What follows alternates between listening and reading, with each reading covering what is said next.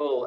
So thank you very much, Lee, for the introduction. I, as an educator my whole life, have always believed in the power of teaching through film, perhaps more than any other medium, because as a teacher, there was always things that I wanted to show students that I could never take them to on a field trip. And whether it's a Haredi neighborhood or inside a checkpoint or inside a plane with people making aliyah, whatever it is. And there's something about film that's sort of the music, the sound, the acting that takes you into places that you could never really experience without the magic of film. And Israel's really in a golden age of film and television now, and none other than Fauda. I think it's by far the most successful Israeli TV series in terms of the amount of viewers that's ever been made. So when the show first began 5 years ago, Fauda was not as popular as it was now. In fact, the people who made Fauda, they went to Keshet and Reshet, which is the two sort of main TV stations in Israel, and neither of them were interested in it. And they said, look, no one in Israel wants to watch a show about the conflict. You know, we live that every day. Why would we want to see this on TV for entertainment, so to speak? You know, that's not gonna fly. And so they kept shopping around, and then eventually, Yes, which is like the second cable station in Israel after Hot. So, you know, not the biggest provider of content in the country, picked it up, and then it was a big hit on Yes, and then, you know, from there went to Netflix, and then it's really gone global. But so it wasn't always clear that Fauda would be such a great success. And I remember actually in the second season when they were promoting Fauda, I was in Israel at the time, and there were flyers like this all around the country. And I don't know how many of you can read Arabic, but a lot of people saw that these posters on streets around Israel, and people got very afraid. In fact, there were complaints made to the advertising companies about why they've put Arabic signs all over the country with no one really being able to read Arabic. And Shlomo Zino, who's a member of the Nesher Council, he said, I'm all in favor of coexistence, and I tip my cap to the people behind the campaign, but let's not play innocent. The ad agency wanted to shock, and it succeeded. A sign like that in Arabic, white text on black background without any logo or any explanation in Hebrew at this sensitive time feels like a message by a terror group. I'm happy to announce that thanks to our actions, the intimidating signs were replaced. We'll continue to protect you. And the mayor of Kiryat Gat said, in light of the requests of many residents, I have ordered to remove the signs this Sunday. Now, for those that don't read Arabic, what did the sign say? The first said, brace yourselves. The second said, on its way to you. And the third said, action will start in a bit. So, you know, not promoting terror or anything threatening at all, but the fact that Israelis got so uncomfortable about just saying words in the street in Arabic shows you, I guess, how revolutionary Fauda is for being an Israeli show that is predominantly in Arabic. Mira Awad, who she represented Israel in the Eurovision Song Contest in 2017, she said that in response to this controversy over the Arabic, she said, I'm wondering how it's expected that Arab citizens of this country will not be offended by this horrific justification for removing these signs. Afraid of our language? Learn it. Like we learn yours, then maybe common sense will have a chance to save us from this moronic behavior. So what I'm trying to show you here is even before Fauda was on the TV screens, it was already controversial in the way that the marketing for the show was done, being in Arabic. The writers of the show are both Israelis. I think that's important to mention. There is no Arabic no Palestinian director of this show like you have in Our Boys and sort of other productions that are a mixture of Hebrew and Arabic. Avi Saskharov was the former Arab affairs journalist for Walla Haaretz in the Times of Israel. And Lior Raz is an actor, but he also personally served in the Mistarvim unit, which is depicted in Fauda. The first question that I think many people talk about when they watch Fauda is the question of who suffers more, because there's times in the series where you see both Palestinians and Israelis as victims of horrible acts of violence. I want to ask Lee, I know Lee, you've been watching this show a little bit. When you started watching this, who were your sympathies most with in terms of the characters that you saw? I was trying to, as a Jew, be non-partial and very aware of when I felt more towards the Palestinians or more towards the Israelis. And I think in the first series, it was definitely shared, and there's a lot of parallel. Sometimes you don't even know who's who. I mean, there was that one part where they're getting dressed to go undercover, and you don't know who's who. And I think by the third series, and I'm just watching it now, I'm certainly feeling more engaged with the Israeli side, because 2 Israeli hostages have been taken. Just a yeah. Yeah, and I think I feel the same way. I think as an Israeli, I also, in a sense, I wanted the Israelis to win. There's that sense, and you see the Gilad Shalit story as well, especially in season 3. But there was also a sense of there were so many things that I saw that I knew that happened in the news, but I never realized how impactful those things might be on Palestinian families. And especially with my work now, I work in East Jerusalem. I work mostly in Arabic, and seeing youth and talking to them about this show and about many other things that are going on. It's a particularly tense time at the moment, both with Corona and the shooting yesterday in the old city, that Fauda sort of brought to my attention, I guess, a lot of things that I knew, but I never really internalized. And I want to touch on a number of those issues by presenting this talk as a series of 5 ethical questions, which you can see on the screen. I'm going to spend about sort of 5 minutes talking about each one of those ethical questions. And then I'm going to ask you your responses to those 5 ethical questions. So if you can take note of them now, trying to process a little bit about what you think about those questions, and we'll go through each one as I go through the talk. So the first one that I want to look at is the question of targeted assassinations. So a targeted killing is where Israel finds it's generally a leader of Hamas who's been responsible for either sending a terrorist or building a bomb or doing something that resulted in the deaths of the Israelis and killing that person.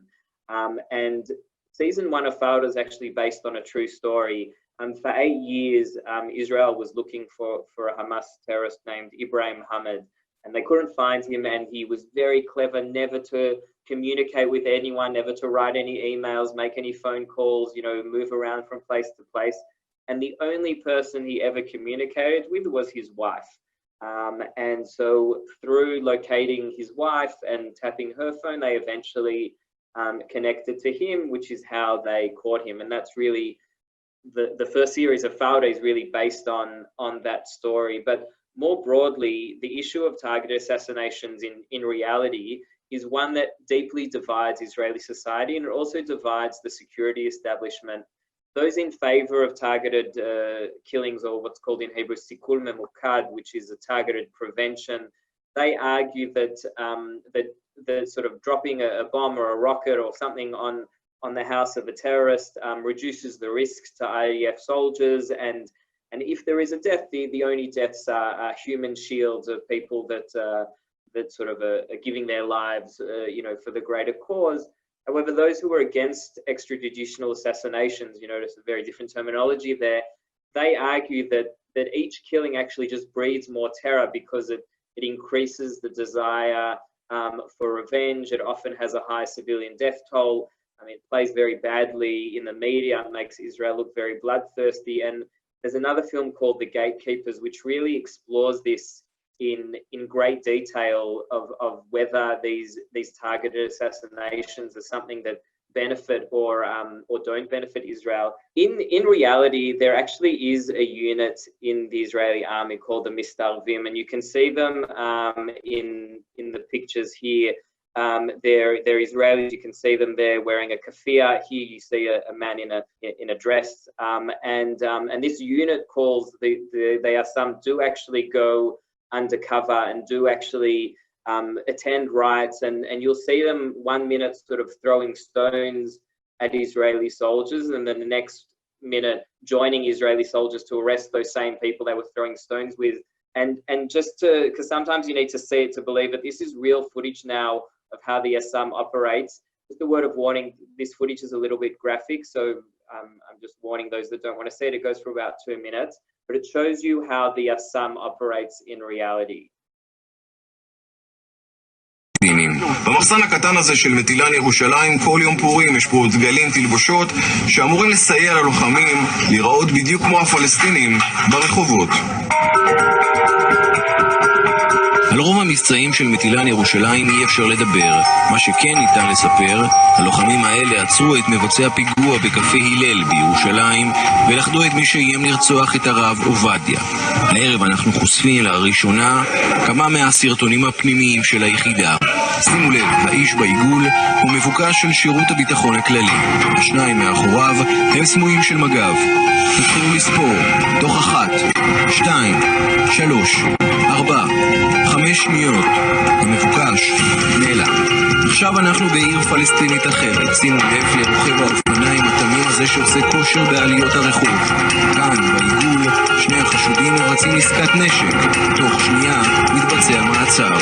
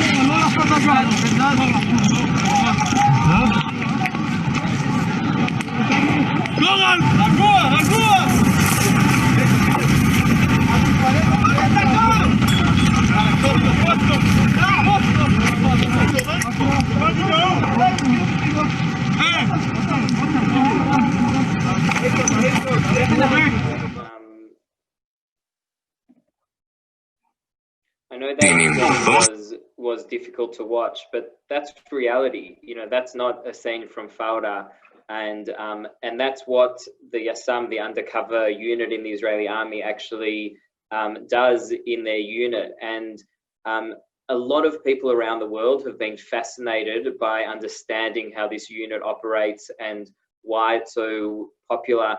When Fauda came out about a month ago, it was the #1 trending show in Lebanon. It was #3 in the United Arab Emirates, number 6, sorry, in Jordan. So people wanted to know this, and they didn't want to know this because they're Zionist or because they approve of the Israeli army. In fact, they wanted to, some people were watching this in a way to understand the enemy. Some people were watching this because it's gripping drama, and other people were watching this because so much of Fauda seems unrealistic and it's hard to imagine that this stuff actually happens. One of the responses to Fauda that I wanted to share was from Kefa Abu Khader. She's a Palestinian woman that lives in East Jerusalem, and she's also the aunt of Muhammad Abu Khader, a Palestinian boy that was killed by 3 Israelis in 2015 in a horrific revenge attack. And she says the following. Lee, are you happy to read this quote from me? This is from a Palestinian woman that lives in East Jerusalem. Sure.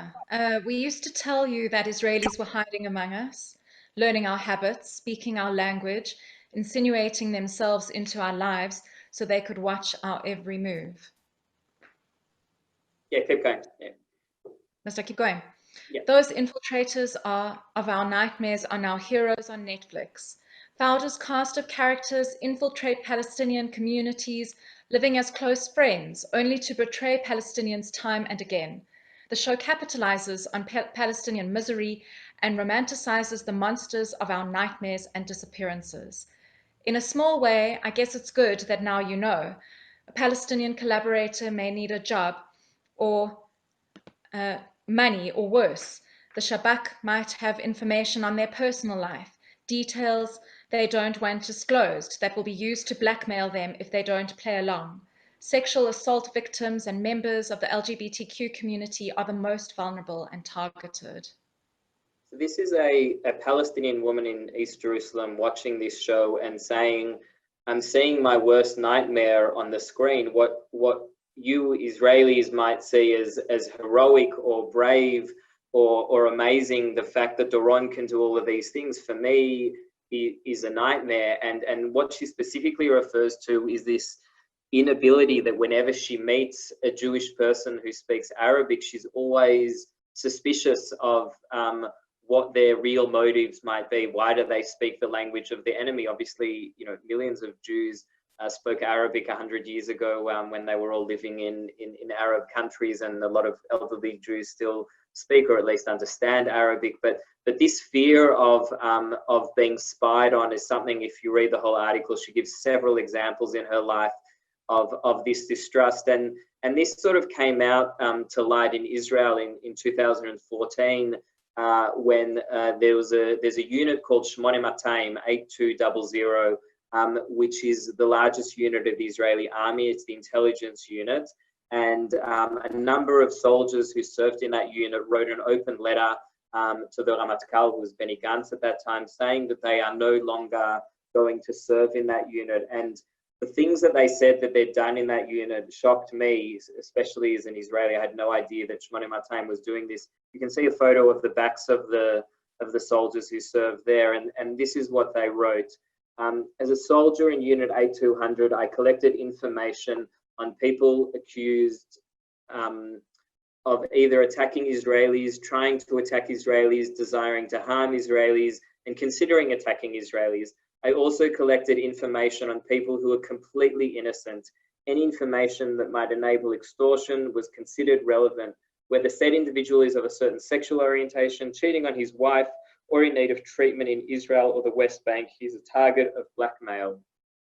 If you're a homosexual and know someone who knows a wanted person, and when we need to know about it, Israel will make your life miserable.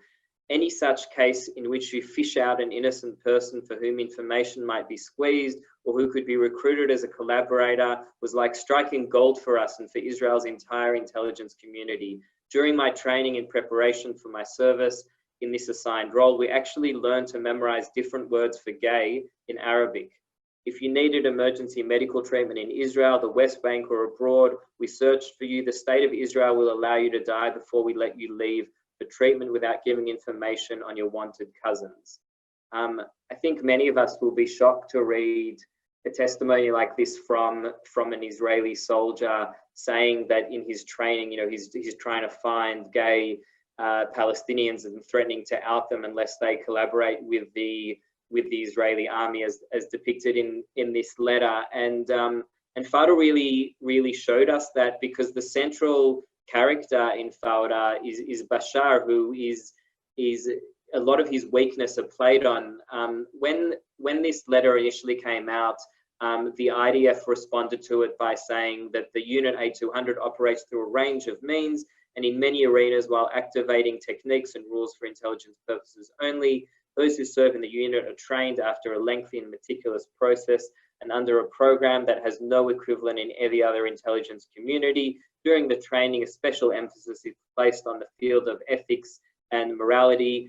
Regarding claims that innocents are harmed, the process of authorizing targets in the IDF is long and meticulous and takes into account the issue of non-combatants. So it doesn't really, you know, obviously address the claims made in the letter directly, but the IDF does say that they can recruit informants in an ethical way. And I guess a question that I think of when I watch Fauda is, how do you get someone to betray their own people in an ethical way? Like, is that a possible thing given the intense moral pressure you put under someone? And I also think in the Israeli, if the Palestinians had the ability to recruit Jewish Israelis to betray their friends who were commanders in the IDF, how would I feel about their ability to do that and to make me then suspect every person I know talking about where I was and where I've been and who I'm talking to and those sorts of things. And you can see that within Palestinian society, there's a very, very negative attitude towards collaborators, or what in Hebrew is called mashtapim. You can see here Hamas are arresting a man who was accused of collaborating with Israel, and he's going to be put to death. This is a news story from 2015. Before I get to the character of Bashar Hamdan, which I want to explore, I saw a couple of hands raised. Did someone want to ask a question or make a comment there, Lee? Ittay, it's not so much a question as more as an observation. Going through this series, we're now on the third series, you know, and we're not fully through it, but I think what's become quite apparent in the series is that, or certainly what I picked up in the series, is that the producers and the directors and the scriptwriters have tried to, as best they could, create, try to portray the best they could, a balance between the two sides. I think you feel a lot for the sort of between a rock and a hard place that a character like Bashar is in, and they really, you know, I think it is such a complex story to navigate. The story of the Palestinian cause versus Zionism and protection of this, you know, the state Medinat Israel, and so, you know, the special units and what they have to do to try and defend Israel at all costs. On the one hand, you understand it, but adding that human face to it, the Bashar and what he has to go through with his father and everything, it really just adds to the complexity and the layers of this whole series. It makes it fascinating in that respect. I do respect what that lady said about, at the same time, you know, to hear it from her that Israelis are infiltrating, are in and amongst them, learning the language, learning different aspects of the, you know, things about the community, and really spying on them. I do feel for her situation. I'm hearing from the horse's mouth, but it really is. I think that's what makes it such a fascinating series. And I appreciate that comment, Dean, that it really is fascinating and challenging, and the moral dilemmas are so like hit you in the guts. You know, there's something that it's very hard to ignore, and I think, I mean, I felt in season 3 the most conflicted about Bashar Hamdan. So just for those that haven't seen season 3, he starts off as, you know, this innocent kid. His father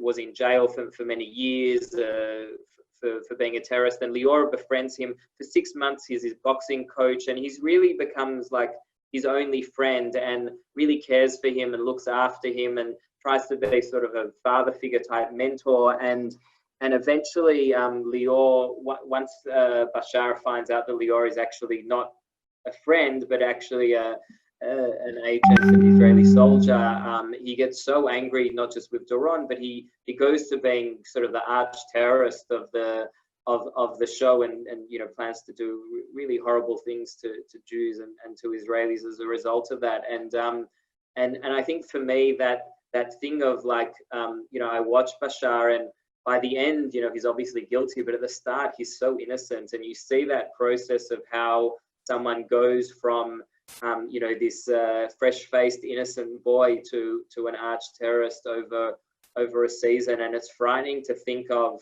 the tactics that were meant to defend us are actually causing us so much harm. Lior Raz actually commented on this when asked, you know, does this show depict a cycle of violence? And he said the following, you know, every action leads to a larger counteraction. Every mistake leads to a bigger mistake on both sides. There are people who are motivated by a desire for revenge, by adrenaline, and they ignore the price they and their families pay. The mistakes increase disproportionately, and everyone is motivated by a spirit of combat. I don't think we present good Jews and bad Jews and Arabs vice versa. We don't take a stand, but these are intolerable situations. And the reason, you know, I wanted to talk about Fauda is because I think that a lot of people, especially people that don't live in Israel or in the Palestinian territories, they often talk about this conflict as if it's some kind of football match, and that you're like pro-Israel or pro-Palestine, and that you're barracking for one team or another to defeat the other team, whether it's a series of tweets or advocacy or videos like that. And I think what Fauda does is say, this isn't a football game where like one team is going to win and another team's going to lose, or even if it is, the team that won today will lose tomorrow. So there's no cheering for a side and hoping that there'll be like a championship cup at the end. You know, this is messy, this is ugly, and the show is trying to show you that ugliness in all of its gore and all of its horror. And I think that's a very important thing to do, especially someone that works in a peace organization. You think like, why would he want to be talking about a show like Fauda? But sometimes seeing the horror of war is what makes you want peace even more. And you know, if you think of films like Saving Private Ryan, or you know, all those horrific films about World War II, I think from 1916, I saw recently about World War I as well. You know, films like that really remind you how awful war can be, and Fauda is very much in that category. And Derek Pensler, who's an Oxford historian, he was asked why he thought Fauda was so groundbreaking, and he said the following. Lee, again, if you're happy to read this quote for me about why this show is groundbreaking. Israeli television has never broadcast a program that so thoroughly mixes Jewish and Arab characters, and the cityscapes of Tel Aviv and Ramallah. Both Jewish and Arab characters are depicted with empathy. They are all trapped in a conflict not of their making, and which their gruesome, cruel, and barbaric acts of violence can only exacerbate. That truth accounts for the show's enormous popularity. Viewers love its gripping plot, high production values, and excellent acting. But more important, the show touches a nerve. Fauda is about a conflict that appears to have had no beginning and that will have no end. So I know that's very bleak. I want to touch on one other issue before I open to questions, which is the role of the female characters in Fauda. So I just chose on this slide just to look at 5 female characters. There's Shireen, who's the Palestinian doctor, Nurit, who's the only female member of the Israeli unit, Gali, who is Doron's wife, Hila, which is in the 3rd series, she's the head of the Shin Bet Gaza desk, and Reef Neyman, who plays Yara, who's a kidnapped Israeli hiker. And really in all of these characters, maybe with the exception of Hila, but definitely the other 4, the female characters seem to play a very peripheral role around the male characters in the show, where the decisions and the actions is around the male characters, and the female characters are there sometimes just for the sex scenes. Doron manages to have a lot of sex throughout this series. I don't find it particularly attractive. I don't exactly understand how that works. And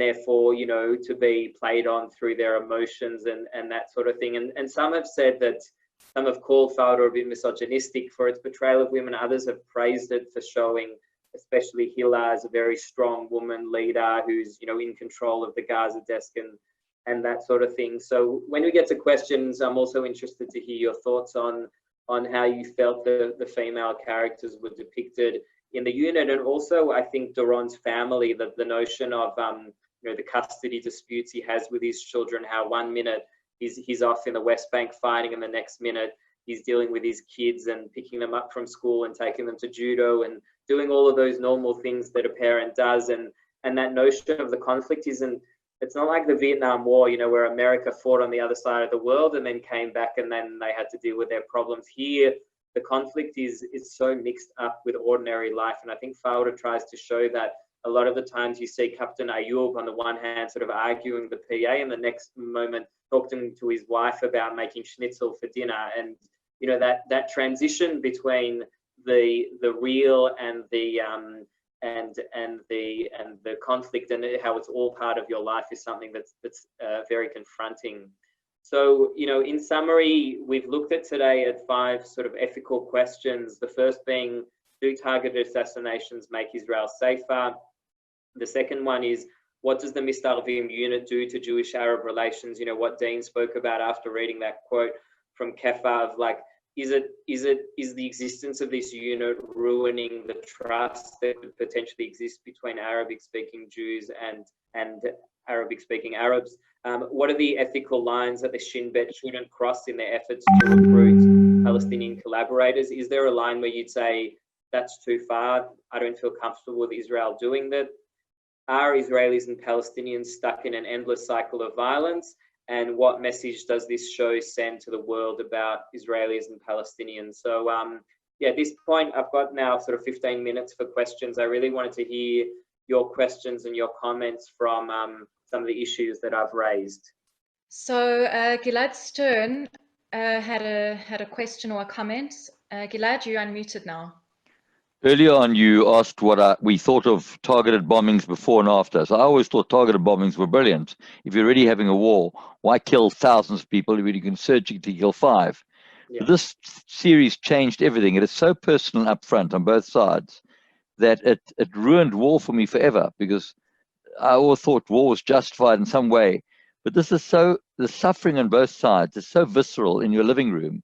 This is an incredible series. I've watched great war movies about Second World War, but this one really got to me and understood that however I might feel one side might be right, the tragedy is awful.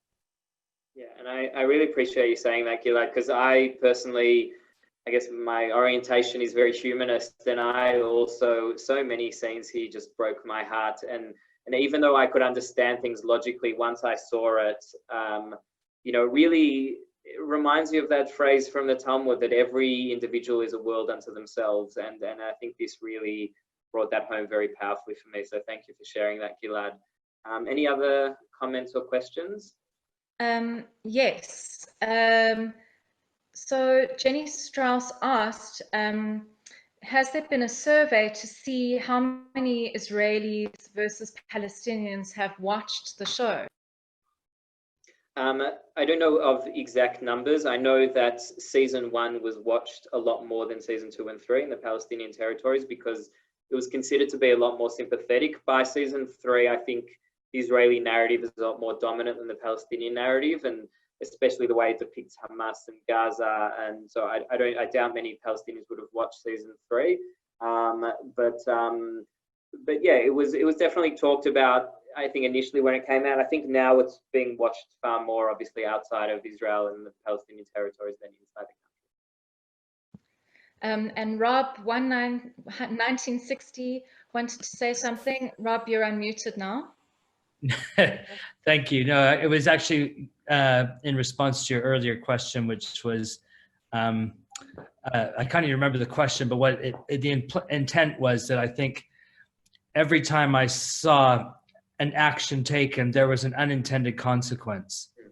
And so it just felt to me very similar to what the other chap said earlier, which was where he said he was sympathetic to these tactics as part of a way of fighting a war. It doesn't seem like any of these tactics at the end of the day will end the war, because every time someone, whether that's on the Palestinian side or on the Israeli side, takes a step or makes a move, there is a consequence that no one had actually expected to see. And it just makes the situation worse. That was all I was going to say. Yeah, thank you for sharing that. I want to ask, does anyone have any comments on the female characters or the family dynamics that we saw in the show? Did anyone feel upset by that, agree with the way that you saw the female characters depicted? Well, I personally found it quite disturbing as a woman. Even the characters that have power and agency in the show are sexualized by the men. We see it in this last series, you know, and there's this really funny moment where Doron, and I forget the character's name, his commander, they kind of repeat the fact that this woman is the head of desk, like she's not just the secretary. There's this really funny moment where they like have to convince themselves that she has power and agency. And I certainly get the feeling that this is a man's world.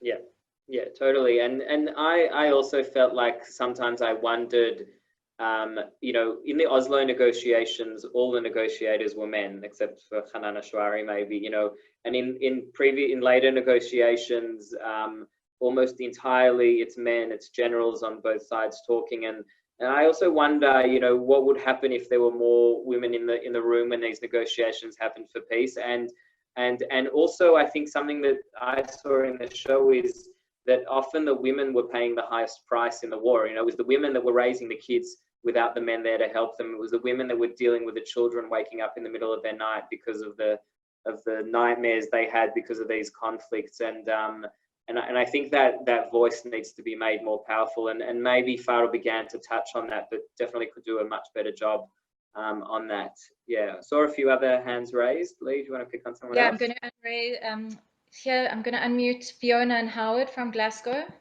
You're unmuted. Okay, thank you. I did put my hand up earlier, but it didn't get noticed about the targeted bombings. I always wonder about the accuracy of the intelligence behind the decisions that are made.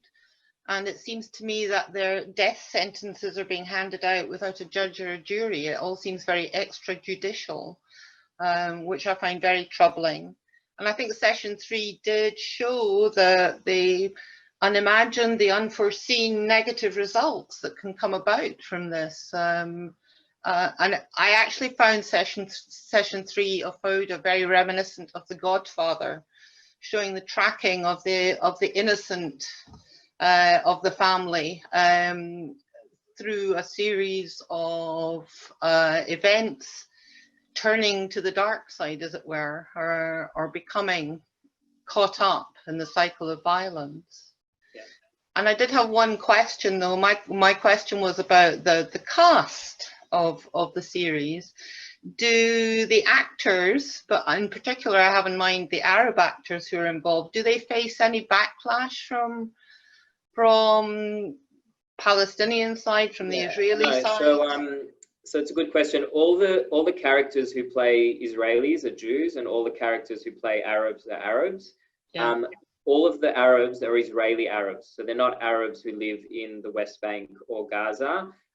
If you speak Arabic, you'll notice that sometimes they do the accents wrong, because there are different accents in, say, Hebron to Haifa or that sort of thing, and sometimes they do the sort of Arab-Israeli accents and not the West Bank accents. But no, there's no backlash. In fact, they all become very famous from it and do quite well for their careers, and you end up seeing them in a lot of other shows as well. Okay, interesting. Someone wanted to ask you a question about Kids for Peace, Belinda Kopich. Belinda, I'm going to find you and unmute you. There you go. You're unmuted. Great, thanks.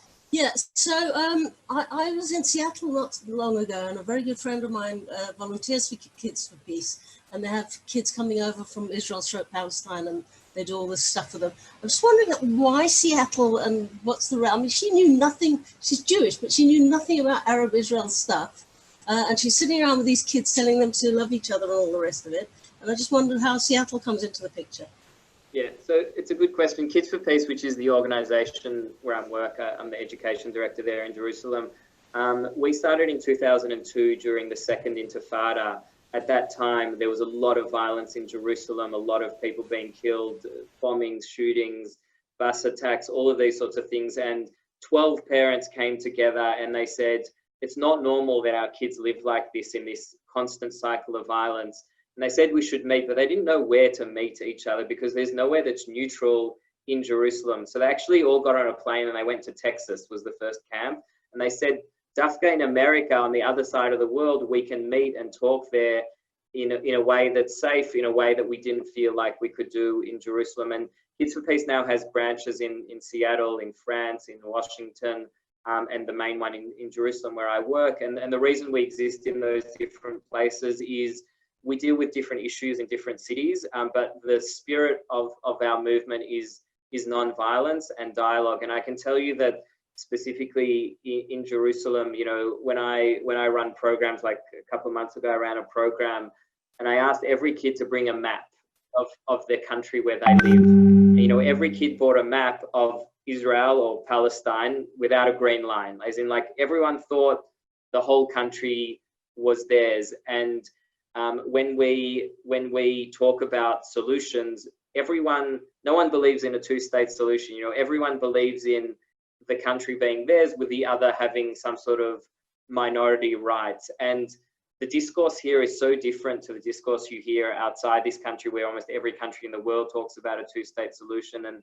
And in Jerusalem, no one's talking about that anymore. And what we try and do is give the kids the ability to have that conversation and to talk about these things. And sometimes I do use film as well.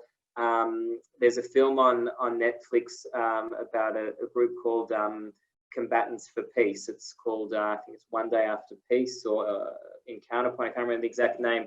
It'll come to me in a minute. But we watched that film at Kids for Peace, which deals with, you know, issues of people that had been involved in terrorist organizations, involved in the army, had refused to serve, had served, but had moral dilemmas. And we talked to the kids about, when you're 18, what kind of person do you want to be? How do you want to represent your country and your nationality? And Kids for Peace, we're not going to solve the conflict anytime soon. You know, everything we do is a very, very long process. But I feel like, especially someone that made Aliyah from Australia, which is a safe and beautiful country, and I came to this place and I'm aware of all the problems here, I couldn't live here in a good conscience without in some way contributing to making the situation better. And I felt like if I wasn't doing that, then I didn't really have a right to be here, because I'm just another Jew, you know, taking up space. And for me, Kids for Peace gives me a lot of meaning, as too does my journalism with +61J, where I get to tell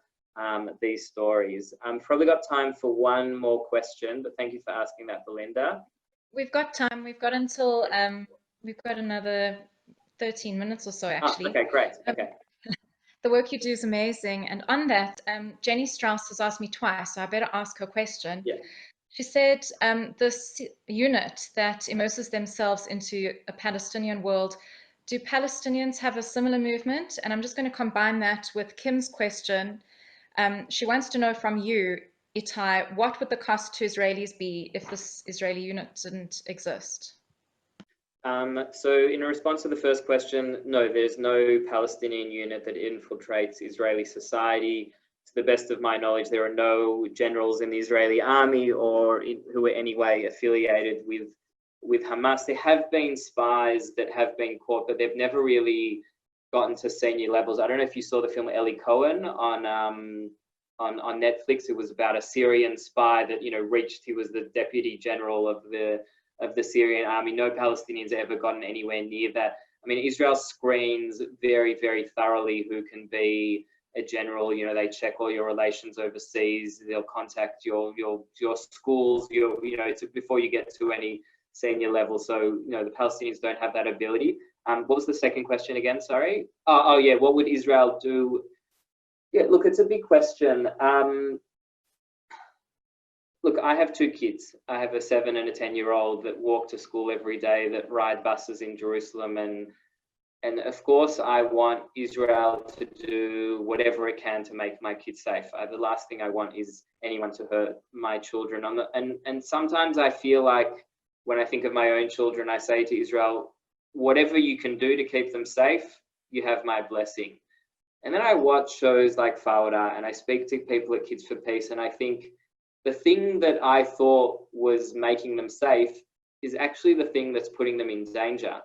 Like that targeted assassinations that was killing the bad guy that was going to kill him today just generated 10 more people that want to kill them tomorrow. So what safety did I get? I know they were doing that on my behalf, but it doesn't actually make me feel safer. And I actually feel, and maybe this is my politics as well, and I'm sorry for saying my political view, but I really feel that I get much more safety from negotiations and compromises and peace agreements, as difficult as they may be, than that. And I can give you 2 examples of that.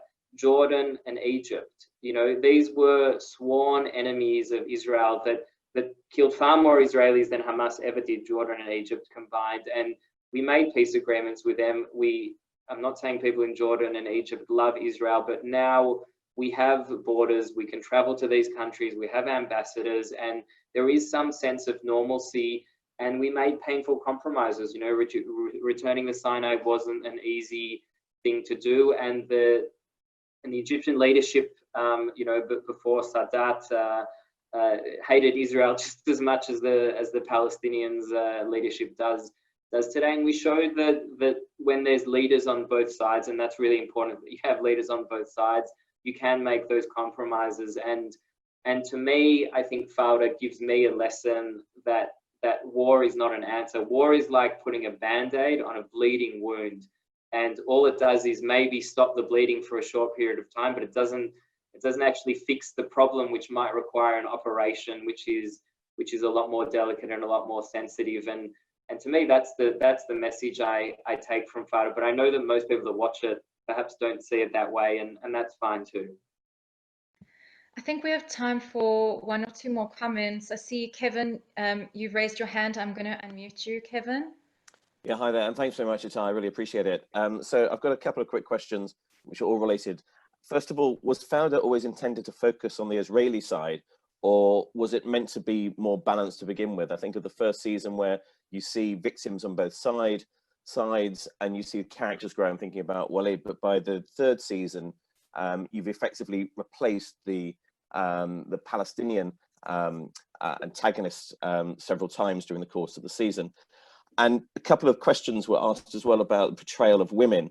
And I just wondered if that's actually got as much to do with the writer's room as anything, that the producers seem to be largely men and the writers seem to be men, and whether that has anything to do with it. And maybe Durang just gets more sex because he happens to be one of the producers, but that's perhaps a throwaway thought. Yeah, look, I think the absence of a female writer to me is very obvious in terms of the way the story is written. You don't get this breakdown, but it would be fascinating if you could get ratings of how many men are watching this show to women watching this show, and I would have a hunch that a lot more men are probably watching this show. Yes, initially, in regards to your first question, it was a bit more balanced. I felt season 1 was a lot more balanced than season 3. And you know, I think they went with the Gaza kidnapping story because obviously it was very topical, and the whole issue of the tunnels and all of that. You know, at the time it was written, there were real tunnels going into Israel attempting to kidnap people. But I didn't enjoy season. If enjoy is the right word, I didn't appreciate season 3 as much as I did season 1, and I felt it was a lot more blunt and lacked the subtlety of the first season. I just want to make some other general comments just before we wrap up. Because I teach film and TV, I just want to recommend some other shows which also depict Jews on Netflix. So you can watch The Spy, which shows you that Jews can infiltrate any other country. You can watch Fauda, which says don't mess with the Jews. You can watch Unorthodox, which says that Jews are all messed up.